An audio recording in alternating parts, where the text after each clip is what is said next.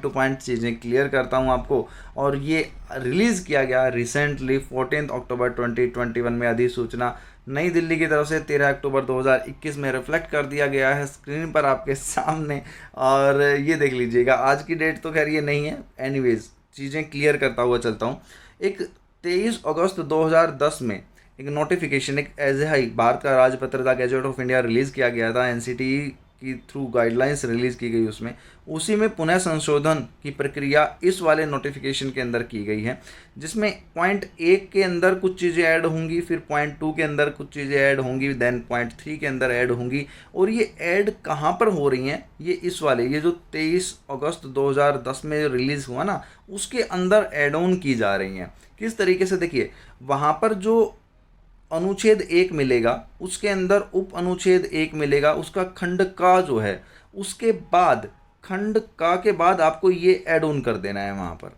इसी तरीके से अनुच्छेद 1 के अंदर उप अनुच्छेद 2, यहाँ पर उप अनुच्छेद 1 था, ये उप अनुच्छेद 2 है पैराग्राफ 1 के अंदर ही, उसमें भी आपको ये वाला पॉइंट ऐड कर देना है।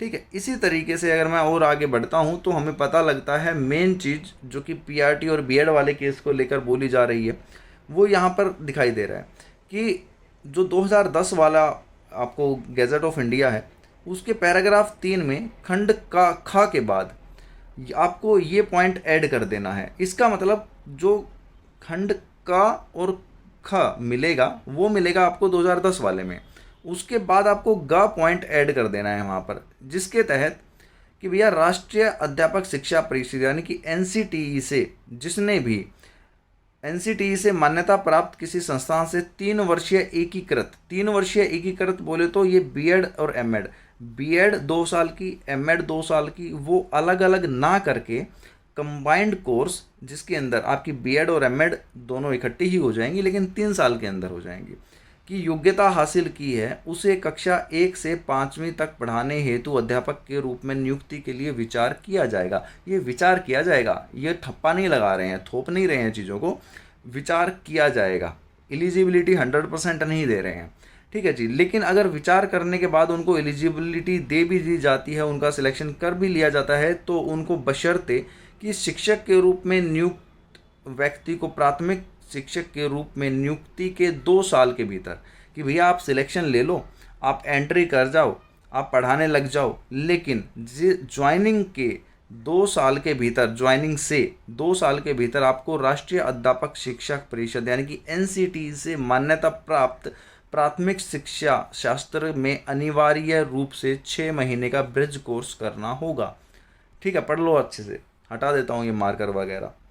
ठीक है, तो आपको क्या है, एक ब्रिज कोर्स वहाँ पर करना पड़ेगा। यही सभी पॉइंट्स या जो मैंने अभी अभी हिंदी में दिखाया आपको, यहाँ पर अंग्रेजी में भी लिखे हुए हैं।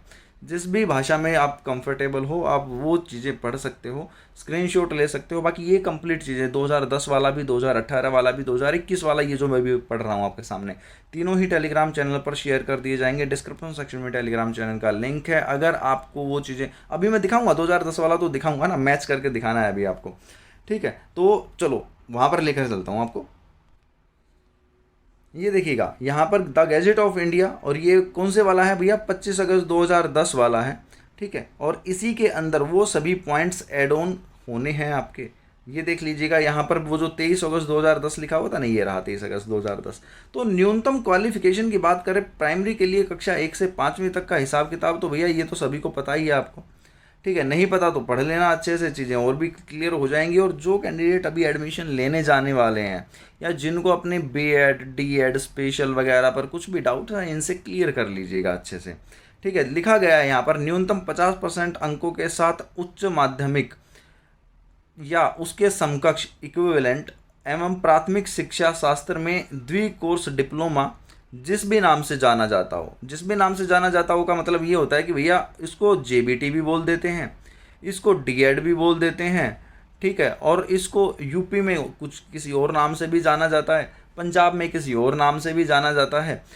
तो ये सभी चीज़ें हैं अपने आप में। ठीक है, तो इनको आप देख लेना। कहने का मतलब किसके लिए, आपकी 1 से 5वीं यानी कि प्राइमरी के लिए। तो उसमें क्या है ये सारी चीज़ें कि न्यूनतम 45% अंकों के साथ उच्च माध्यमिक एवं प्राथमिक शिक्षा शास्त्र में द्विवर्षीय डिप्लोमा जिस भी नाम से जाना जाता हो, उसकी मान्यता प्राप्त किससे होनी चाहिए? राष्ट्रीय अध्यापक शिक्षा परिषद यानी कि NCTE से होनी चाहिए। मान्यता, मानक और क्रियाविधि 2002 के अनुसार प्राप्त किया जाएगा। ठीक है जी, ये सारी चीज़ अपनी क्लियर कर लीजिए। ओके, उसके बाद अगर अथवा में बात की जाए, कहने का मतलब जैसे यहाँ पर या लिखा हुआ है, तो इसके अलावा और क्या क्या क्वालिफिकेशन हो सकती हैं उसके लिए, वो ये रही। ठीक है जी, कि भैया अगर आपकी D.Ed भी है तो भी क्या है, इस हिसाब से चीज़ें होनी चाहिए।